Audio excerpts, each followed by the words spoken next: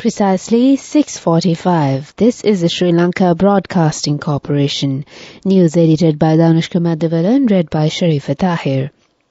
Headlines. President Ranil Wickremesinghe discusses key issues in interview with Deutsche Welle. A World Bank official says that Sri Lankan economy shows positive signs of recovery. Final date of A-level exams to be announced this week. 2023 Grade 5 scholarship exam will be held on the 15th of October. A gas price revision will take place today. PM urges ADB to initiate projects on renewable energy, public transport and digitalization. Foreign news reports say that India asks Canada to withdraw dozens of diplomatic staff. In sports, New Zealand captain Sam Cane to make first 2023 World Cup start against Uruguay. Local news in detail. In a recent interview, an international broadcaster based in Germany, President Ranil Wickremesinghe addressed several critical topics including the Berlin dialogues, economic challenges and allegations of human rights concern. President Wickremesinghe acknowledged the progress made during the Berlin dialogues, emphasizing improved understanding and cooperation between Sri Lanka and European countries, particularly France and Germany. Regarding economic challenges, he clarified the situation with the International Monetary Fund and stated that they have reached an agreement with discussions on alternative proposals to meet revenue targets ongoing. He acknowledged historical taxation issues but expressed confidence in resolving them. He highlighted that the Truth and Reconciliation Commission is a significant step towards addressing reconciliation and human rights issues. When asked about calls for an international investigation into human rights abuses, President Wickremesinghe rejected the idea, asserting that Sri Lanka would handle investigations internally with the involvement in Sri Lankan personnel. He stressed that the Sri Lankan government would not carry out an international inquiry on any issue, including the Easter Sunday terror attacks. He also dismissed the recent UN report on human rights, asserting that the government had rejected it.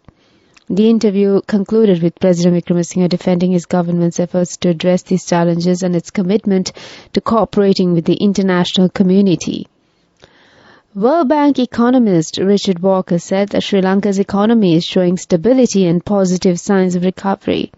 He made these remarks in Colombo yesterday. Sri Lanka's economy is expected to grow by 1.7% in 2024 after contracting by 3.8% in 2023. He said inflation, which was around 70%, has come down to single-digit levels after about 19 months. The interest rates, too, have come down. Foreign reserves, too, would be further strengthened with more tourism and remittances and also inflows from development partners. He added that this has helped build usable official reserves. There have been and seen a substantial increase given the foreign exchange inflows. This has contributed to the balance of payments estimated in the first half of this year, he said. After depreciating by 81% against the US dollar in 2022, the currency appreciated by 11% from January to August of 2023. World Bank economist Richard Walker said that they also have seen a fall in the primary deficit, which declined in the first 4 months of the year. And this is really in line with the IMF program, he said. He said that there is now clarity on domestic debt restructuring as well. There is also an improved trade balance due to weaker import demand and import restrictions. Education Minister Dr. Susi Premadhanth said in Parliament yesterday that the Examinations Commissioner General will make a statement regarding the dates when the General Certificate of Advanced Level Examination will be held in the next 2 days. The Minister said that it is not the Minister's job to set the date for the examination, and the Examinations Commissioner General will perform his duties at the right time. The Minister said this while replying to the question asked by Matra District MP Buddhika Patirana of the Samagi Jana Balavegaya. The Minister further said that the date of examination was fixed in July for November and the exam will not be held before that, and there is no way to move the exam ahead of the scheduled date but only beyond. The minister said that there is no reason for the children to be under pressure regarding the dates of this examination. Commissioner General of Examinations Amit Jayasundar announced yesterday that the 2023 Grade 5 scholarship exam will be held on the 15th of October. Accordingly, the exam will be held at 2,888 centres across the country, he said. This is the Sri Lanka Broadcasting Corporation giving you the news. Continuing with more stories here at home, Litro Gas Lanka is set to make an announcement pertaining to the price revision of domestic LP gas today. Accordingly, Chairman of the Litro Gas, Mudita Piris, is slated to make an announcement in this regard at 2:30 p.m. today. He is set to make an announcement on the price revision based on the price revising formula, the gas company said in a press release issued in this regard.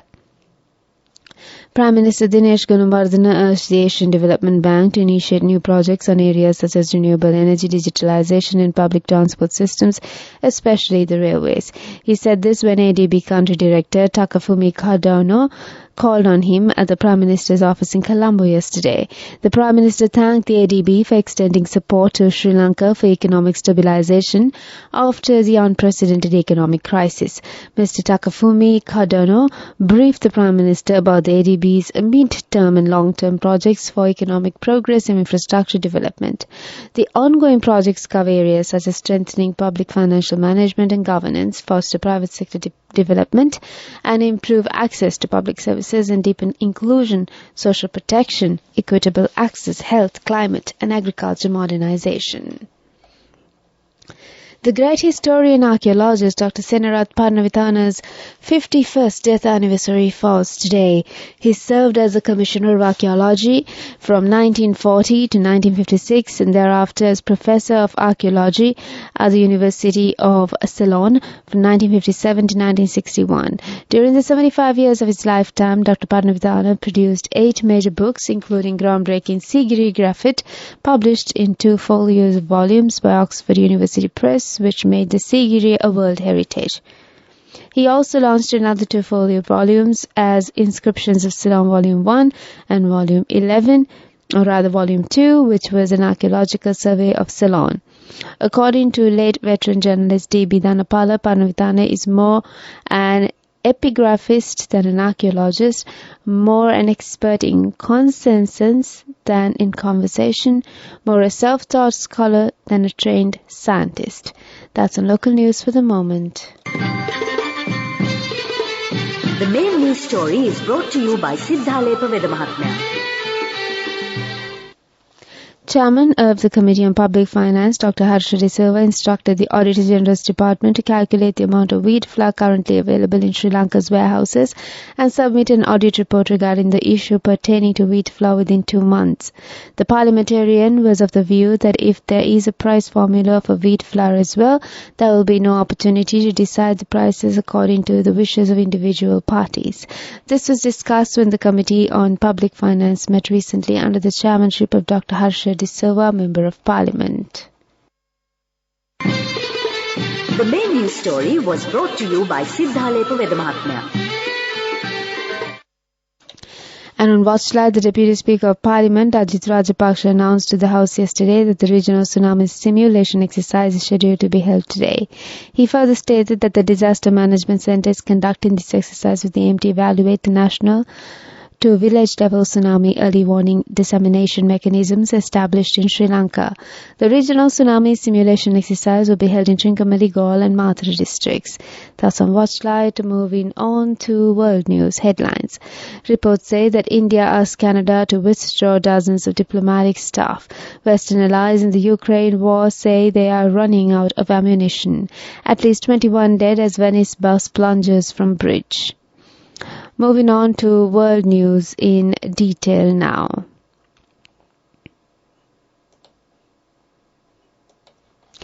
India has asked Canada to withdraw about 40 diplomatic staff from India, reports say, in a sharp escalation of a weeks-long crisis. Those who stayed past 10th October would lose their diplomatic immunity, the Financial Times first reported. Last month, Canada said India may have been behind the killing of a Sikh separatist leader on Canadian soil, which India has denied. An Indian Foreign Ministry official told it had no comment to make. Canada has many more diplomats in Delhi than India has in Ottawa, and since this crisis erupted, India has asked Canada for parity in its diplomatic missions. Canadian Prime Minister Justin Trudeau told reporters on Tuesday he was not seeking to escalate the rift with India. Western military powers are running out of ammunition to give Ukraine to defend itself against Russia's full-scale invasion, the UK and NATO have warned. Rob Bauer, NATO's most senior military official, told the Warsaw Security Forum that the bottom of the barrel is now visible. He said governments and defense manufacturers now had to ramp up production in a much higher tempo. Ukraine fires thousands of shells every day, and most now come from NATO. The admiral, who chairs NATO's military committee, said decades of underinvestment meant NATO countries had begun supplying Ukraine with weapons with the ammunition warehouse already half full or even emptier. Finally, on world news, at least 21 people, including 2 children, have died after a bus crashed off a flyover near the Italian city of Venice and caught fire, officials say. The bus broke through a barrier and plunged in railway tracks in the district of Mestre, which is connected to Venice by a bridge. Among the dead are 5 Ukrainians, 1 German, and the Italian driver, city prefect Michel Di Bari said. Venice Mayor Luigi Borgano said a huge tragedy had taken place. An apocalyptic scene. There are no words, he said on social media. That's on World News. Development News. Minister of State for Small and Medium Enterprise Development, Prasanna Ranavira, expressed the government's objective to increase the percentage of entrepreneurs. The percentage of entrepreneurs is currently at 2% of the country's population, and the aim is to increase it to 10% within the next 5 years. Go ekak thiyana youth eකට life එකේ change එකට නියමෙට set වෙන්න ඇස් වහගෙන දැකපු ගින හැබැ කරන්න youth එකට නියමෙට set වෙන friendship එක මෙන්න. The all new NSB Ithru Mithru account, NSB IAM, a plan for your dream. Business News, sponsored by National Savings Bank, the safest place for your money. Joining the world to celebrate Customer Service Week 2023, SLT Mobitel has unveiled a host of exciting offers and great savings in appreciation of customers while encouraging new customers to experience the power of the network. The host of offers and digital benefits are designed to delight both new and existing users of home and mobile connections who can experience enhanced connectivity. Under home broadband solutions, SLT Mobitel is offering an amazing free data offer for new broadband connections. Business News, sponsored by National Savings Bank, the safest place for your money. Go ekak thiyana youth එකට life එකේ change එකට නියමෙට set වෙන්න ඇස් වහගෙන දැකපු ගින හැබැ කරන්න youth එකට නියමෙට set වෙන friendship එක මෙන්න. The all new NSB Ithru Mithru account, NSB IAM, a plan for your dream. Sports news. New Zealand captain Sam Cane will make his first start of the Rugby World Cup in the All Blacks final Pool A match against Uruguay. Cane has recovered from a back injury and starts as one of 9 changers for the game on Thursday. Sam White Dog also starts and in doing so will break the all-time record for the most World Cup appearances. The All Blacks would qualify for the quarterfinals with a bonus point victory.